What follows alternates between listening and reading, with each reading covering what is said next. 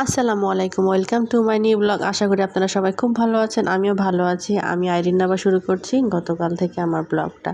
এটা ছিল গতকাল রাত্রে। আমি এগুলো সব ড্রাই ফ্রুটস নিয়ে খেজুর দিয়ে আমার ছেলেকে একটা লাড্ডু বানিয়ে খাওয়াই। আসলে ছেলে না, আমরা সবাই মিলেই খাই, যেহেতু এটা অনেক এনার্জি, অনেক পুষ্টি, অনেক কিছু, একটা যেটা বলে বম লাড্ডু। এটা আমি ছোটো থেকে ওকে দিই।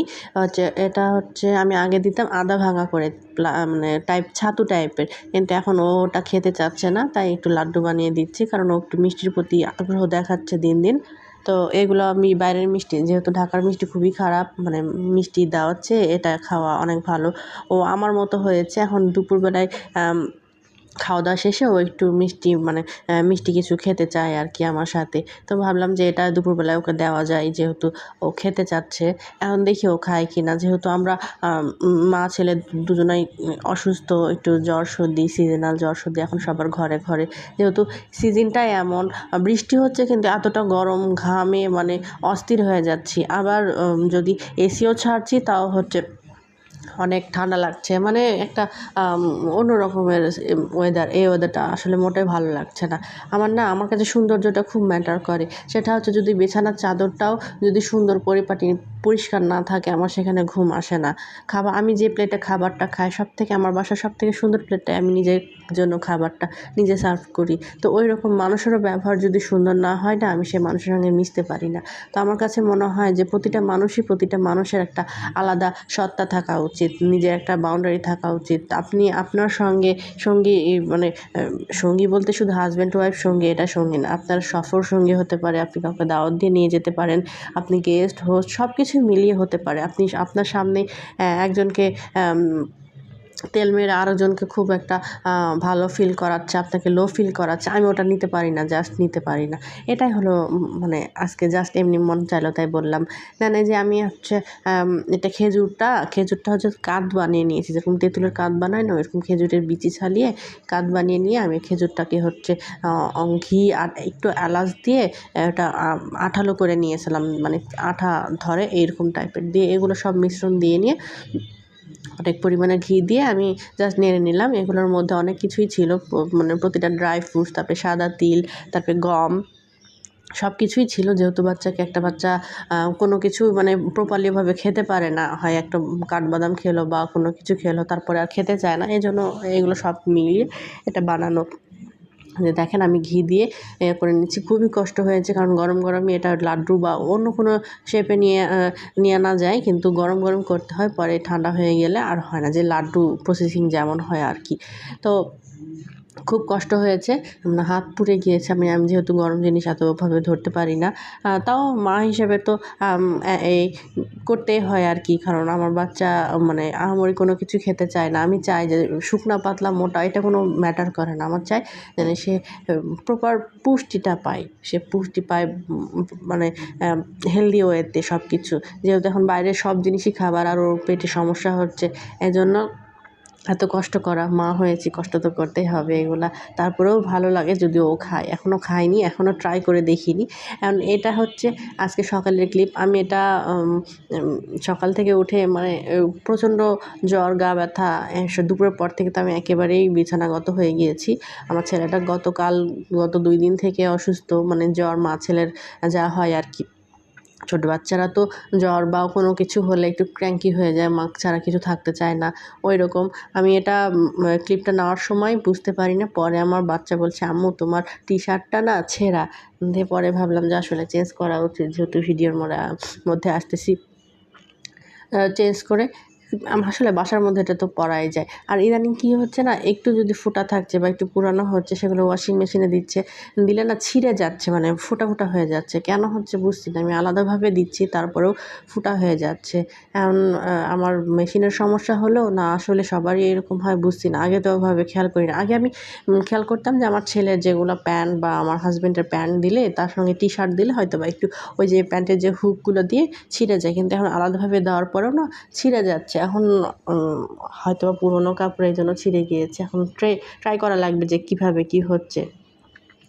দেন এগুলা যেহেতু আমার বাসা হচ্ছে রোড সাইড, প্রচণ্ড ধুলা আসে, বৃষ্টি হলেও হচ্ছে প্রচণ্ড ধুলা, মানে রোদ আছেই, বৃষ্টি হলেও 1-2 ঘন্টার মতো আবার শুকায় যাচ্ছে, ধুলা আসছে। আর এটা পরিষ্কার না করলে, মানে একদিন পরিষ্কার না করলে মনে হয় পরের দিন কত বছর ধরে আমার একটা ভুতুড়ে বাড়ি হয়ে গিয়েছে, এত ধুলা আসে এই আর কি। মানে আমার এই বেডরুমটাই বেশি ধুলা আসে, মানে বেলকনিতে গাছে তো পুরা ধুলা হয়ে যায়, পরে আবার দেখি যে রুমেও এরকম ধুলা আসা, যে কালো চেয়ারটাই, মানে রকিং চেয়ারটায় প্রচণ্ড ধুলা আসে। আমি অযথাই শুধু এটা নিয়েছি, শুধু পরিষ্কার করার জন্য, কাজ একটু বাড়ানোর জন্য আর কি। কারণ মাঝে মাঝে চড়া হয়, খেলা হয় এই আর কি, কিন্তু খুবই যে একটা ইউজফুল জিনিস তা না। আমি ভেবেছিলাম বারান্দায় রাখবো, বারান্দায় তো বৃষ্টিতে ভিজে যায়, আর ভিজে গেলে পরে ওটা আর ইউজ করা যায় না, আর হচ্ছে কেমন একটা ব্যাড স্মেল আসে, কি যেহেতু ওটা ফোমটা ভিজে থাকলে একটা ব্যাড স্মেল আসে আর কি। প্লিজ আমার চ্যানেলটা সাবস্ক্রাইব করবেন। আমার যেহেতু ছোট চ্যানেল, নতুন চ্যানেল, লাইক কমেন্ট শেয়ার করে আমার পাশে থাকবেন, আমার চ্যানেলটা সাবস্ক্রাইব করবেন। কোনো কিছু জানার থাকলে প্লিজ কমেন্টে জানাবেন। আর যে বম লাড্ডু আমি নাম দিয়েছি, লাড্ডু যদি কোনো রেসিপি লাগে বা কীভাবে কী করেছি যদি জানার থাকে প্লিজ কমেন্টে জানাবেন। দেন এই যে ধুলা, এটা আমি কয়েকদিন আগেই পরিষ্কার করেছি, মানে প্রতিদিনই পরিষ্কার করি, কয়েকদিন আগে চেঞ্জ করেছিলাম, তারপরেও ধুলাতে একটি হয়ে গিয়েছে। আর কালো ফার্নিচার, যেহেতু কালো ফার্নিচারে বেশি ধুলা টানে, মানে ধুলাটাকে শো হয় আর কি। দেন আমি সব ক্লিন করে, আমার তখনই শরীরটা খুব খারাপ করছিল, যে মানে জ্বর আসার আগে যেভাবে শরীরটা ম্যাচ করে না, ওই রকম ম্যাচ কোনো কিছুই করতে ভালো লাগে না। মেয়ে মানুষটা নিজে সুখী থাকতেই চায় না, বাবার বাসায় গেলে এগুলো কিছুই করা লাগে না, তারপরে বাবার বাসায় গেলে মনে হয় না যে থাকি, আমার কখন আমার বাসায় যাব, আমার সংসারে আসবো, সব কাজ করবো এরকম। আর যেহেতু বলে না মেয়ে মানুষের কোনো বাড়ি হয় না, মেয়ে মানুষের সুখ হয় না, এই কারণেই হয় না, মেয়ে মানুষের মনটাই খারাপ, যে সুখে থাকতে ভূতে কিলাই আর কি। আমি যদি বাসায় যেয়ে থাকি তো কত আরাম, মানে বেডে আম্মু নাস্তা পানি সব কিছু দেয়, কিন্তু কিছু করা লাগে না, তারপরেও মনটা কেমন ছুঁচু করে, একটা অস্থিরতা কাজ করে। এখানে সব কিছু কাজ করছি, তারপরেও মনে হচ্ছে না নিজে হাতে সব করছি, সব কিছু একটা অন্যরকম ফিলিংস আসে আর কি। বড় হয়ে গেছি মনে হয়, যে আমার ছেলে এখন আমার সঙ্গে কাজ করছে, ও হচ্ছে যেটাই আমি করি সেটাই ও আমার সাথে সাথে করে, শুকিয়ে কাঠ হয়ে গেছে, মাশাআল্লাহ বলবেন সবাই প্লিজ। আর এই কয়েকদিন ধরে যেহেতু অসুস্থ, উঠে ও সাইকেলও চালাতে পারি নাই, মানে এতটাই দুর্বল হয়ে গিয়েছে, কোনো কিছুই খাচ্ছে না, কোনো কিছু, মানে জ্বরের মুখে যা হয় আর কি। দেন কাপড় চোপড়, আমার মনে হয় যে কাপড় ভাঁজ করার কোনো যদি একটা মেশিন থাকতো, মেশিনে তো ধুয়ে দেয়, রোদে শুকিয়ে দেয়, শুধু আমার পালা থাকে কাপড় ভাঁজ করা, আমার এত অলসতা লাগে কাপড় ভাঁজ করতে। আর এই বাবা ছেলের কাপড় ভাঁজ করতে করতে আমি মনে হয় যে শেষ হয়ে যায়, যেহেতু ওদের অনেক কাপড়, মানে আমার ছেলে কী করে, একটা আবার কিছু একটু পানি ভরলো বা কোনো কিছু করলো, ও কাপড় চেঞ্জ, একটু পর পর কাপড় চেঞ্জ করতে থাকে, সেগুলো দ্বিতীয়বার পরবে না, সেগুলো ধুয়ে আবার ভাঁজ করা লাগে, আমার খুব অস্থির লাগে এগুলা। এখন অসুস্থ আছি মনে হয় দেখে এগুলো খারাপ লাগছে, তারপরেও খারাপ লাগে না, যদি একদিন না কাজ করি তার মনে হয় যে না কতদিন কিছু করি নাই, যেহেতু আজকে অসুস্থ একটু রেস্ট নিচ্ছি, মানে দুপুরের পর থেকে রেস্টে আছি, তারপরেও মনে হচ্ছে যে কখন সুস্থ হব, কখন সব কিছু করবো, আল্লাহ সুস্থ করে দাও। আমার বাচ্চাটা এখনও ছোট আছে, মানে অনেক সময় আছে না যে মানুষ বলে যে বাচ্চার মুখের দিকে তাকিয়ে কিন্তু মানুষ বাঁচার একটা আগ্রহ জাগে, আসলে তাই, বাচ্চার জন্য কিন্তু দুনিয়াতে দেখবেন সবার রিপ্লেসমেন্ট হয়, কিন্তু মায়ের রিপ্লেসমেন্ট হয় না।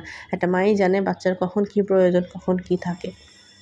হ্যাঁ, দুনিয়ার সকল মাদের জন্য অনেক দোয়া, অনেক ভালোবাসা। দেন এই যে লাড্ডুগুলো বেশি একটা শক্ত হয়নি, লাড্ডুগুলো নরম হয়েছে, সফট, খুব খেতে মজা, যেহেতু হেলদি ওয়েতে, এটা একটা ব্রেন সিগন্যাল দেয় যে হেলদি ওয়েতে এটা খেলে আপনার শরীরে অনেক পুষ্টি পাবে এই আর কি। কিন্তু অনেকে যেটা যে মিষ্টির মতো ওইভাবে স্বাদ পাওয়া যাবে না, যেহেতু খেজুর দিয়ে, তো খেজুরের একটা আলাদা স্মেল আছে, মিষ্টি তো চিনির একটা আলাদা স্বাদ থাকে এই আর কি। কিন্তু এটা খুবই স্বাদ লাগছিল, মানে যেহেতু বাদামগুলো আমার না, বাদামগুলো ক্র্যাশ করা আর একটু ক্র্যাশ করা লাগতো না, তো ওই যে গোটা গোটা যেগুলো বাদাম থেকে গেছে ওগুলো খুলে খুলে পড়ে যাচ্ছে। আমি 2 বোয়াম করে রাখছি, যে দেখি কয়দিন যাই, এখন যেহেতু সবাই মিলে খাবো, আর সবাই মিলে খেতে কয়দিন লাগে, মানে আমার মনে হয় 5-6 দিনের মধ্যে শেষ হয়ে যাবে। আমি যেহেতু খুব মিষ্টি পাগল, মিষ্টি খেতে থাকি, এখন আমার ছেলে খেলেও হলো, ওর জন্যই এত কষ্ট করা। তো ও তো খুব এক্সাইটমেন্টে আছে, না আমি এটা খাবো, এ করবো, কিন্তু একটাও খাই নাই এখন পর্যন্ত, এখন দেখি কি হয়। দেন হচ্ছে যেগুলা অনেক কাজ থাকে যে একা করা যায় না বা কারো হেল্প নেওয়া লাগে। অনেক সময় দেখবেন যে আপনি কারো হেল্প নিতে যাবেন, সে এমন একটা সিচুয়েশান ক্রিয়েট করবে, আপনি নিজে লজ্জায় পড়ে যাবেন যে আমি ওর কাছে কেন হেল্প নিতে আসলাম, নিজে যা পারি একা একা করি। তো এরকম আমি যখন নতুন রান্না জানতাম না, অনেকের কাছেই দেখতাম যে খুব ভালো রান্না করছে, তাকে জিজ্ঞাসা করতাম কীভাবে রেসিপিটা হলো। তো বলতো যে ইউটিউব দেখে শিখে না। ইউটিউব দেখে না আমার জাস্ট হয় না। ইউটিউবে মনে হয় যে ওরা ইউটিউবে বলে যে হচ্ছে সব কিছুই হাতের নাগালে বা বাসায় থাকা ইনগ্রিডিয়েন্টস দিয়ে। বাসায় তো সবসময় সব কিছুই অ্যাভেলেবেল থাকে না, যেগুলো ইনগ্রিডিয়েন্টস দেখায় সেগুলো অ্যাভেলেবেল থাকে না। তারপরে যে